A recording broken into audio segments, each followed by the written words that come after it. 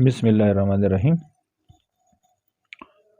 आज exercise 3.2 ninth page text book page 83 है। KPK mathematics text book है और हमने question number 1, question number 2, question number 3 जो कंप्लीट एक्सरसाइज है इसके हमने क्वेश्चन सॉल्व करने हैं। आज का हमारा टॉपिक है right the following in logarithmic form. तो हमें पता है कि लाग किसे कहते हैं और लाग हम क्यों इस्तेमाल करते हैं। जब मेरे पास बहुत छोटी अमाउंट या बहुत बड़ी अमाउंट, बहुत छोटी अमाउंट है, लेट्स सपोज x, और ये मेरे पास बहुत बड़ी अमाउंट है जिसको पढ़ने लिखने में हमारे लिए बहुत मुश्किल आ रही है।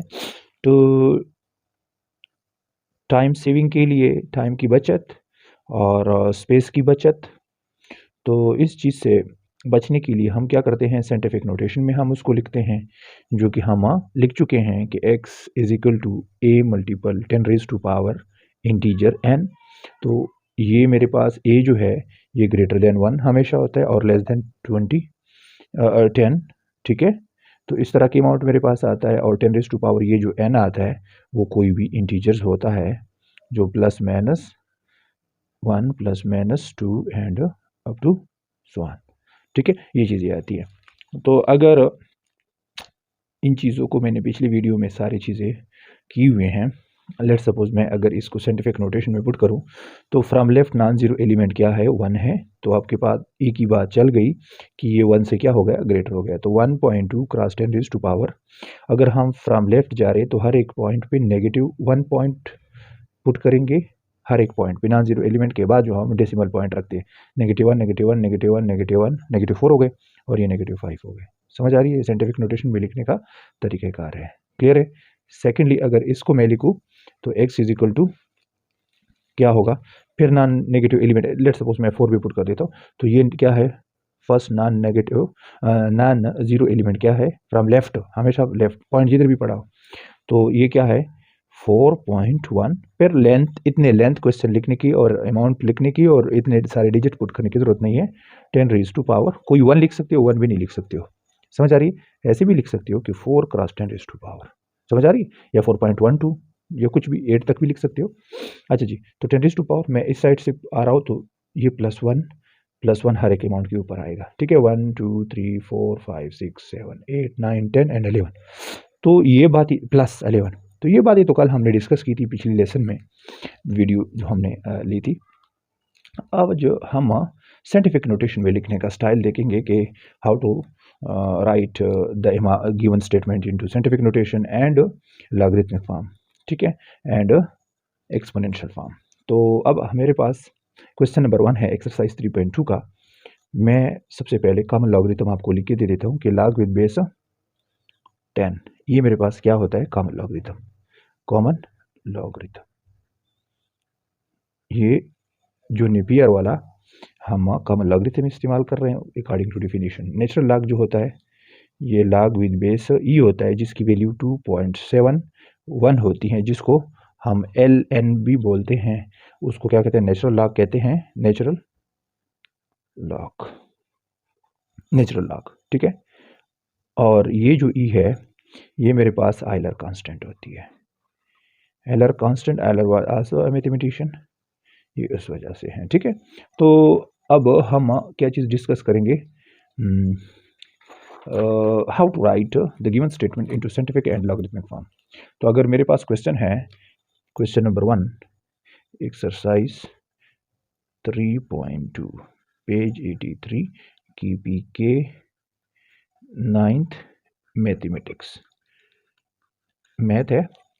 और मेरे पास स्टेटमेंट है number 1, 4 raise to power 4 equal to 256 है। ये बिल्कुल हमें पता है कि 4 मल्टीपल 4 मल्टीपल 4 मल्टीपल 4 हो तो हमें तमाम तरह आंसर मल्टीप्लाई करके 256 ही देता है। अकॉर्डिंग टू डिफिनीशन क्या है लॉग का, a raise to power x is equal to y होता है where a should be greater than 1, positive होगा, ठीक है। क्योंकि 1 की पावर जो कुछ भी आ जाए, मैक्सिमम या मिनिमम हो या सब्ट्रैक्शन में हो, तो आपके पास उसका जो आंसर है 1 ही आता है। 1 का स्क्वायर मीन्स 1 मल्टीपल 1, वही 1 देता है, 1 का क्यूब 1 मल्टीपल 1 मल्टीपल 1 वही 1 देता है, तो इस वजह से ये जो बेस है ये शुड बी ग्रेटर देन 1, ठीक है। बाकी x एंड y कुछ भी आ सकते हैं plus minus. So according to definition ये एक्सपोनेंशियल फॉर्म ऑफ log है, ठीक है।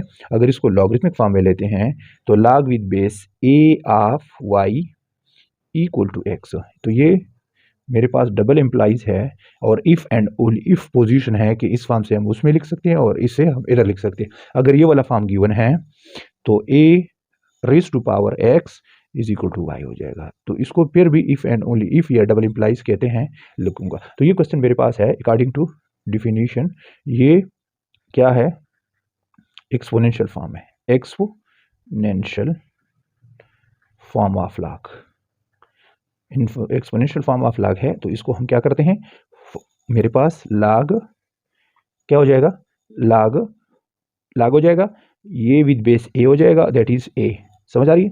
तो लॉग विद बेस ए 4 हो जाएगा, अमाउंट क्या आ जाएगा वाई की, तो ये ऐसा है ए रेज़ टू पावर एक्स है और ये इसका क्या है वाई है, तो ये वाई कंसीडर कर ले। लेट सपोज मैंने एक जो फ्रेमवर्क आपकी बना के दे दिया है, ये A raise to power X जो है और वाई के बराबर है according to definition exponential form है। तो ए 4 मेरे पास आ गया और ये वाई अमाउंट आ गया 256 और इक्वेट टू क्या हो जाएगा एक्स, तो ये 4 बन गए, तो ये एक्सपोनेंशियल फॉर्म बन गए, that is symbol of imply. Clear है। ये पहले क्वेश्चन की थोड़ी सी मैंने इस वजह से तफसील से मैंने बात की। क्वेश्चन नंबर 2 है 2 raise to power negative 6 is equal to 1/64 है, तो एक्सपोनेंशियल फॉर्म है according to definition, by definition क्या बन जाएगा, log with base 2 164 is equal to -6 है, जस्ट लिखना है, सॉल्व नहीं करना। तो ये क्वेश्चन नंबर 1 की बात होगी। इसी का नेक्स्ट जो है मेरे पास वो क्या है, क्वेश्चन नंबर 3। क्वेश्चन नंबर 3 क्या है, 10 raise to power 0 is equal to 1, तो ये it is also exponential form है। log में कैसे लिखेंगे, log विद बेस, ये क्या बन जाएगा, एक ही जगह है तो ये 10 बन जाएगा, ये y की जगह है, ये 1 बन जाएगा और ये 0 हो जाएगा, means e raise to power x is equal to y, ये फॉर्म था। और हमने क्या कर लिया, जब log में चेंज करते हैं तो log with base a of y is equal to x हो जाता है, समझ आ रही है जो मैंने कर लिया। इट वाज थर्ड, फोर्थ मेरे पास क्या बनेगा, x रेज़ टू पावर 3/4 बन जाएगा is equal to y, here e is equal to x और here e is equal to x, ये तो फिर बाय डिफिनेशन हम डायरेक्ट लिख लेते हैं, log विद बेस a जो कि मेरे पास x है, ये अमाउंट y हो जाएगा इज इक्वल टू 3/4, जस्ट लिखने का अंदाज है, राइट, जस्ट सॉल्व मत करे, राइट करे, एक्सपोनेंशियल फॉर्म में कैसे लिखा जाता है, ठीक है। सेकंड है मेरे पास by definition 3 raise to power -4 is equal to 1/81 है, तो क्या बनेगा, log with base 3 1/81 is equal to -4 हो जाएगा, दैट इज आंसर, ठीक है। और एक वी आई है 64 raise to power 2/3 equal to 16 है, तो log विद बेस क्या बन जाएगा, that is a 64 of 16 is equal to 2/3, that is the complete solution of question number 1 3.2। Next question की मैं बात कर लेता हूँ कि how to write question number, ये कौन सा क्वेश्चन होगा, क्वेश्चन नंबर 1 होगा। क्वेश्चन नंबर 2 की मैं बात कर लेता हूँ कि right the following number into logarithm form, log नहीं है, एक्सपोनेंशियल फॉर्म, एक्सपोनेंशियल फॉर्म या चेंज इनटू एक्सपोनेंशियल फॉर्म, एक ही बात हो गई। तो इसमें हम क्या करते हैं, number 1, if we have log with base a 1/a² is equal to -2, then exponential form में जाना है a of -2 equal to e raised to power 2, that is if we have log with a of x is equal to y, then e raised to power, इसका combination बनेगा e raised to power y is equal to x and replace the log, same case मैंने यहाँ पे कर लिया। तो second मेरे पास क्या बनेगा, log with base 2 1/128 is equal to -7 है, e raised to power 7 that is 2, -7 is equal to 128 8 हो जाएगा और ये आंसर बन गया, जिस तरह ये आंसर था। मज़ीद आप लोगों ने सॉल्व नहीं करना क्योंकि इसमें कोई अननोन नहीं है जिनको आपको सॉल्व करने का कह दिया जाए। log with base b3 is equal to 64 है, इसको कैसे चेंज करते हैं?